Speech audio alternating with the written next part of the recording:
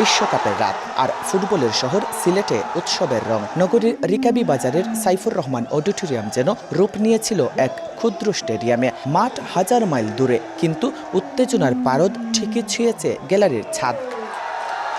Argentina অস্ট্রিয়ার মহারণ শুরুর আগে ফুটবল আড্ডায় মেতে ওঠেন বাংলাদেশ জাতীয় দলের তারকা ফাহমেদুল, তপু বর্মন ও সাদউদ্দিন। সঙ্গে ছিলেন British Bangladeshi sports content creator Fuad Abdul Aziz.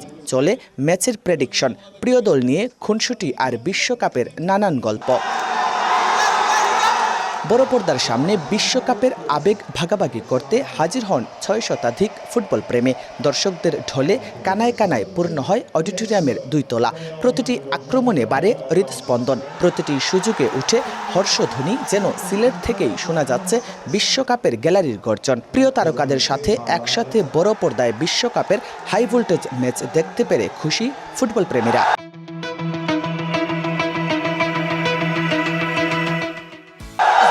খেলা দেখিয়া আসলে খুবই ভালো লাগে। তাদেরকে দেখে আমরা খেলা শিখছি, খেলা দেখতে উন্মাদনা আমরা প্রকাশ করছি।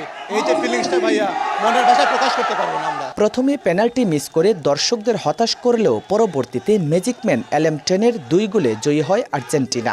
জয় নিশ্চিত হওয়ার পরপরই বিজয় উল্লাসে মাতে ফুটবল প্রেমীরা। রাস্তা যেন রূপ নেয় আর্জেন্টিনা সমর্থকদের বিজয় মঞ্চে।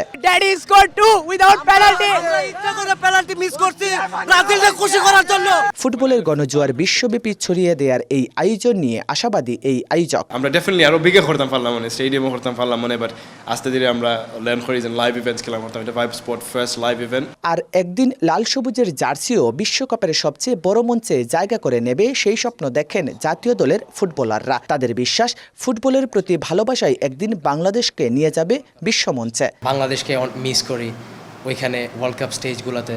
সো ইনশাআল্লাহ একদিন আমরা অবশ্যই ওয়ার্ল্ড কাপ খেলব। বাংলাদেশের পতাকা আমরা বহন করছি এখনো, কিন্তু আমরা আরো উঁচু লেভেলে নিতে চাই, সেটা হলো ওয়ার্ল্ড কাপের স্টেজ। বিশ্বের বিভিন্ন প্রান্তে সিলেটি ভাষার কন্টেন্ট দিয়ে জনপ্রিয়তা পাওয়া ফুয়াদ আব্দুল আজিজের বাইফার স্পোর্টসের আয়োজনে বসেছে এই ব্যতিক্রমী ফুটবল আসর, যা সাপোর্ট ছিল leading university sports club. Jayanta Kumar Das, সময় সংবাদ, সিলেট।